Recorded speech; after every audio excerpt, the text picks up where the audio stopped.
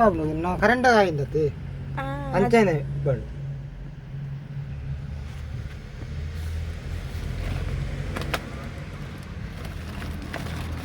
ರಕಸನೆ ಸುಮಾರು ದೈತನು ಬೇರೆ